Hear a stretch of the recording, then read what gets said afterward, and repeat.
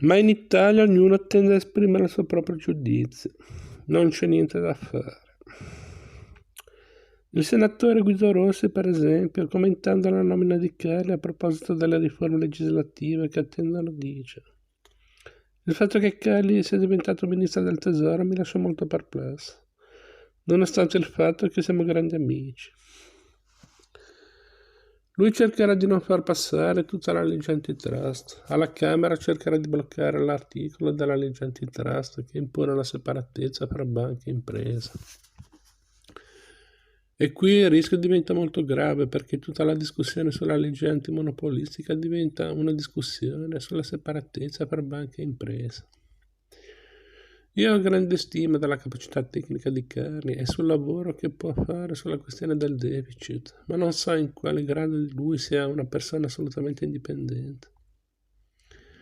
Parole dure del senatore Rossi, che è molto critico nei confronti di Carli, probabilmente perché ricorda con quale durezza il ministro del Tesoro abbia combattuto in Senato contro l'articolo della legge antitrust che porterebbe l'Italia in regola con il resto delle economie occidentali.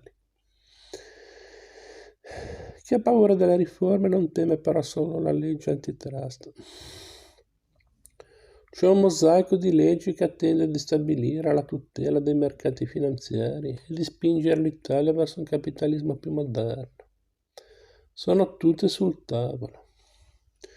Ci sono quelle sull'offerta pubblica d'acquisto OPA. Ci sono quelle sulla creazione di nuovi fondi chiusi e di fondi pensione che potrebbero dare a un maggior numero di persone la possibilità di investire e a un maggior numero di imprese medie e piccole la possibilità di trovare finanziamenti più facili. Ci sono quelle sulla creazione delle società di intermediazione immobiliare, SIM, che aiuterebbero il mercato a crescere. E poi c'è la legge per la repressione dell'insider trading alla Borsa di Milano. Carlo De Benedetti sostiene che la via di una legge contro l'insider trading è di importanza primaria. Fino a quando la gente è convinta che in borsa tutto si basi sulla possibilità di avere informazioni riservate, la gente non crede nella borsa. E ha ragione. Franco Piga afferma che il governo Andreotti deve spingere l'acceleratore. Nota che diverse leggi sono già state approvate dal Senato, ma aspettano la Camera dove l'atteggiamento è più dilatorio. Siamo alla vigilia delle decisioni finali. Il momento della conoscenza è compiuto, mentre probabilmente ora è il momento delle scelte. Buone parole, mostrano determinazione, o almeno così sembra. Ma forse il momento della conoscenza non è del tutto compiuto. C'è ancora chi vuole fare il guastafeste, chi ha paura dell'OPA, chi teme la repressione dell'insider trading. A parole nessuno, ma la realtà non è così bella. Ci sono sempre i lobbisti, sempre i manovratori che cercano di dimezzare anche le leggi già approvate dal Senato. Ci sono sempre quei giapponesi nella giungla ai quali non è stato comunicato che la guerra è finita e si rifanno vivi proprio nei momenti cruciali del dibattito alla Camera. Anzi, si sono già espressi, ma con una sottigliezza astuta. Non sono contro le leggi, ma soltanto contro alcuni aspetti delle leggi. Per esempio, torniamo per esempio a quel palcoscenico confindustriale milanese, la Solombarda.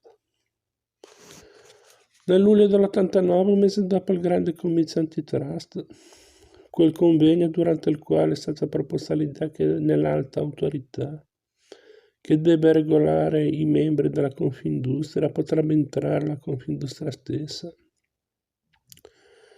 Si è tenuto un altro convegno, quest'ultimo dal titolo La disciplina dell'OPA e la repressione dell'insider trading. E qui sono venute fuori alcune paure degli interessati, che per caso sono le stesse paure che dovrebbero avere i grandi gruppi. Luigi Abete, vicepresidente della Confindustria, ha notato che il mercato italiano è così diverso rispetto a quelli dei partner europei che occorre tenerne conto e assicurare che la normativa deve favorire lo sviluppo della borsa e non l'ingessamento. Enzo Berlanda, senatore democristiano e presidente della Commissione Finanze di Palazzo Madama, è allibito. Quale ingessatura del mercato? Chiede, aggiungendo che sono proprio i mercati dove l'opera è regolamentata quelli che mostrano il maggior dinamismo, come dimostra il numero elevato di takeover e passaggi di proprietà. Ma la vecchia guardia del capitalismo italiano, quando compra una società, non vuole essere costretta a pagare ai piccoli risparmiatori lo stesso prezzo per azione che viene pagato in privato, fuori dalla borsa, ai padroni di grossi pacchetti di maggioranza. Con la legge sull'OPA che rende l'OPA obbligatoria, sarebbero costretti a trattare i piccoli troppo bene. E a quel punto l'Italia somiglierebbe troppo ad altri mercati, tipo Londra o New York. Il capitalismo oligarchico non funzionerebbe così bene. Sarebbe quasi un capitalismo più democratico. Victor Huckmar, un grande fiscalista genovese e consulente par excellence della vecchia guardia del capitalismo italiano, offre la soluzione CE. Non sarebbe meglio attendere che la proposta di direttiva CE assuma veste definitiva? Per non trovarci spiazzati, chiede Huckmar.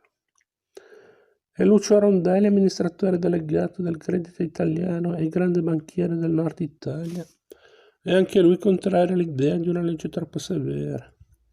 Una legge che rende obbligatorio il pagamento dello stesso prezzo ai piccoli risparmiatori.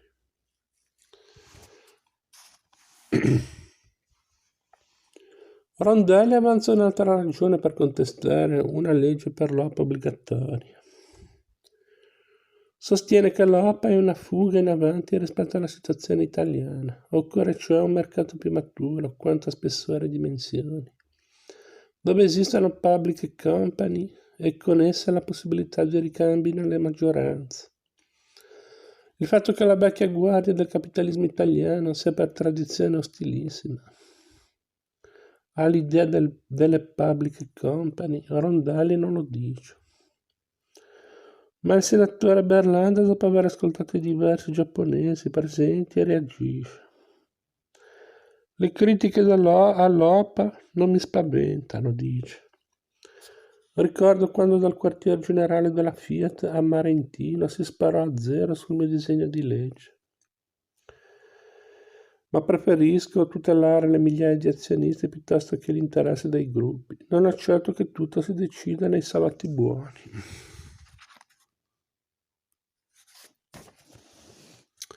Anche nei salotti buoni però qualcosa sta cambiando, almeno a livello internazionale. Il presidente della Fiat sostiene da tempo che non ama l'OPA e preferisce un accordo tra gentiluomini. Ma nell'estate dell'89 una finanziaria della famiglia Agnelli si è messa d'accordo con Sir James Goldsmith, il rider anglo-francese, per un'OPA ostile, molto discussa, contro il conglomerato inglese BAT. O forse questo cambiamento di rotta da parte di Agnelli è stato un'eccezione. Sulla legge OPA quindi si continua a discutere se deve essere obbligatoria, come nel resto del mondo, o no. Sulla legge contro l'insider trading si discute invece se la Guardia di Finanza possa indagare su casi sospetti, come si fa nel resto del mondo, o no. A Milano Urbano Aletti, grande agente di cambio, uno dei padri della borsa, ex presidente della borsa italiana, ricorda. Nel 1977 ho chiesto al Senato le leggi sull'OPA e sull'insider trading. Adesso sono passati 12 anni e bisogna fare qualcosa, ma dipende tutto dalla volontà politica di fare. Dipende sì dalla volontà politica, dalla volontà del Presidente del Consiglio e dei suoi ministri. Ma anche i politici sono sensibili ai lobbisti e i lobbisti non lavorano per conto dei piccoli risparmiatori. Nell'assenza di una legge antitrust e delle regole del mercato adeguate, avverte il presidente di una delle 4 maggiori banche italiane, che non desidera essere nominato.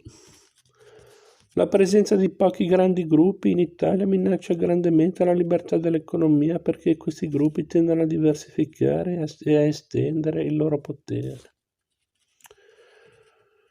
Chi ha paura delle riforme? Nel giugno dell'89 è stata approvata la direttiva CE sull'insider trading e entrerà in vigore a partire dal 91. Chi riesce a convincere il governo ad attendere la normativa della CE guadagna ancora un po' di tempo. Oggi l'ordinamento di ben 9 paesi della CE prevede già il reato di insider. L'Italia fa parte dei rimanenti 3 paesi. In Italia il presidente della Consob, Piga, dice che non può pronunciarsi sui dettagli della questione, se l'insider debba essere un reato o no, se si debba andare in galera o no, perché questa è materia per i giudici e non per me. L'Italia, si dice, è un paese in cui i processi sono spesso lenti, un paese di grande consensus e di gradualismo. Un bel paese che nonostante tutto riesce ad andare avanti. Per quanto? In quale modo? E dove?